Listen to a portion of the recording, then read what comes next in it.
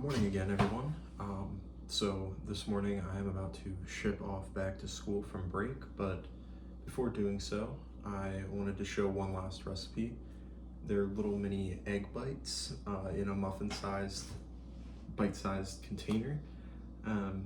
Pretty easy to make. You can make them ahead of time. They keep in the fridge pretty well for like 3 to 5 days, so you can make them in advance and do a little meal prep. But yeah, I can show you how to do this in just a second. Also, I should add that this is a recipe that I am using from Jen Segal from Once Upon a Chef. It's one that my mom has in her wheelhouse of different recipes to make. So I will leave the link to that down in the description below so that you can check out the original recipe in writing if you'd want to as well. So we'll go through the ingredients now.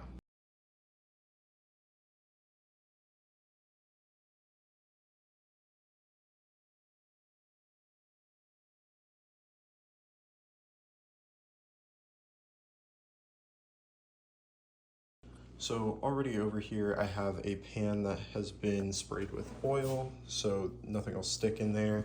And then this is a bit of a weird step, but I have the oven preheating already to 300. And I have a cooking dish in there just full of water that we put in the microwave to boil. The reason we do that is so that there's a little more steam in there, so that anything that we make that's a little bit more of a gummy texture, I would say, like eggs, doesn't get too dried out and it doesn't stick. It doesn't do anything like that. It just helps it cook through a little bit better. So that's why we have that in there.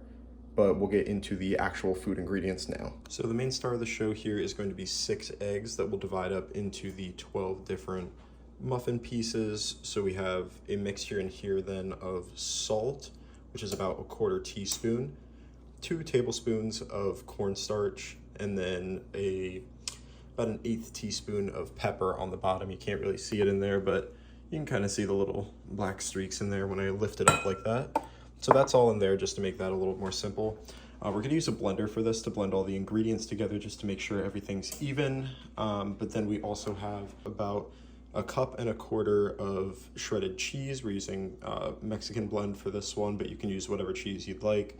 Here we have 1.25 cups of cottage cheese. This is 4% milk fat.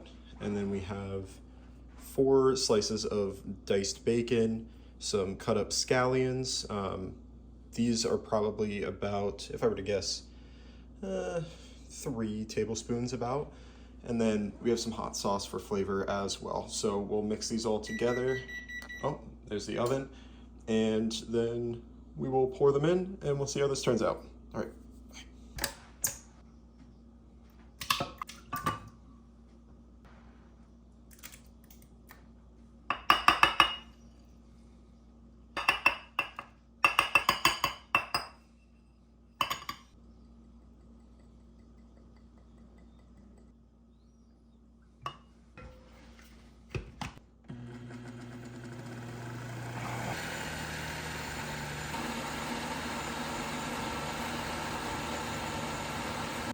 All right, so now that we have this all blended up here, we're going to pour in here and then add our little ingredients on top. So what we took care of in there was the starch, pepper, salt, eggs, and hot sauce, and cheese. So all of those are in this mixture, and then these are going to be added afterwards. So see you in 2 seconds just to do that.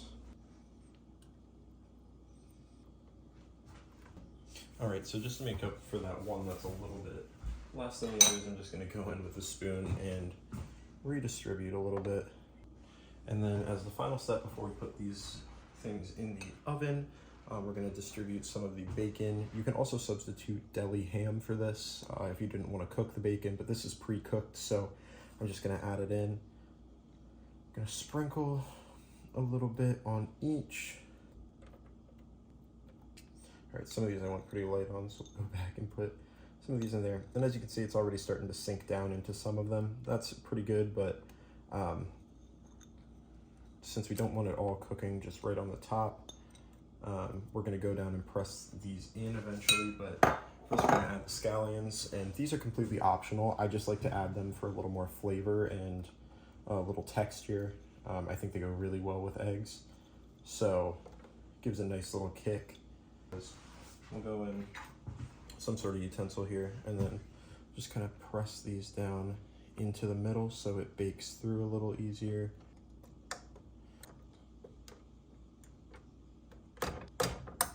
All right, so now these guys are ready to go. So we're just gonna pop them in the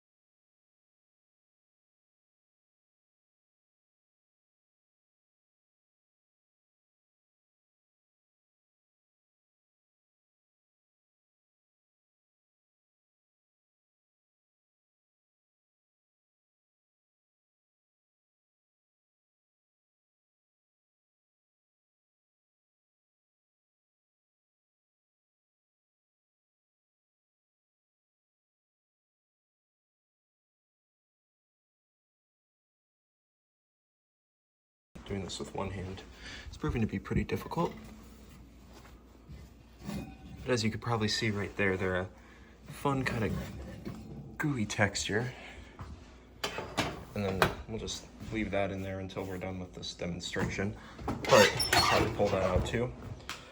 And then just as a last final test, well, first we're gonna wanna loosen them up and take a knife or some sort of spatula around the edges and just kind of unstick them while they dry.